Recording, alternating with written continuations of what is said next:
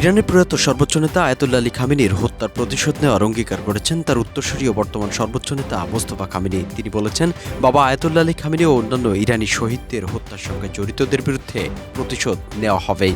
এমনকি তিনি বেঁচে না থাকলেও এই পরিকল্পনা বাস্তবায়ন হবে বলেও হুঁশিয়ারি দিয়েছেন।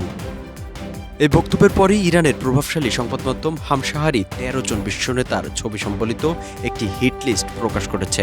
সংবাদ মাধ্যমটির দাবি, প্রতিশোধের অংশ হিসেবে এসব নেতাকে লক্ষ্যবস্তু করা হতে পারে। যদিও তালিকাটি ইরানের সরকারের আনুষ্ঠানিক অবস্থান কিনা সে বিষয়ে কোনো নিশ্চিত তথ্য দেওয়া হয়নি।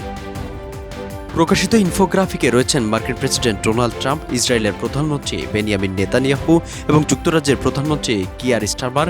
এছাড়া যুক্তরাষ্ট্রের পররাষ্ট্রমন্ত্রী মার্কো রুবিও, প্রতিরক্ষামন্ত্রী পিট হেগসেট, ফ্রান্সের প্রেসিডেন্ট ইমানুয়েল ম্যাক্রো, ইতালির প্রধানমন্ত্রী জর্জিয়া মেলোনি এবং জার্মানির চ্যান্সেলর ফ্রিডরিশ মেরেৎসের ছবিও সেখানে প্রকাশ করা হয়েছে। ইনফোগ্রাফিকে নেতাদের কমলা রঙের কয়েদের পোশাকে এবং কপালে বন্দুকের নিশানা তাক করা অবস্থায় দেখানো হয়েছে। ছবির নিচে বড় অক্ষরে লেখা হয়েছে, প্রতিশোধ নিশ্চিত। এদিকে ইরানের অভিযোগ, সাম্প্রতিক যুদ্ধে ইউরোপের কয়েকটি দেশ যুক্তরাষ্ট্রকে নিজেদের ভূখণ্ড ও আকাশসীমা ব্যবহারের সুযোগ দিয়েছিল।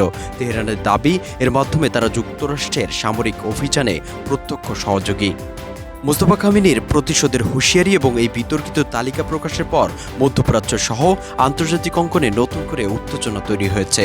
বিশ্লেষকদের আশঙ্কা, পরিস্থিতি আরও জটিল হলে এর প্রভাব শুধু আঞ্চলিক নয়, বৈশ্বিক নিরাপত্তা ও কূটনীতিতেও পড়তে পারে। নাজমুল কাজী, প্রাইম টিভি, ডেস্ক রিপোর্ট।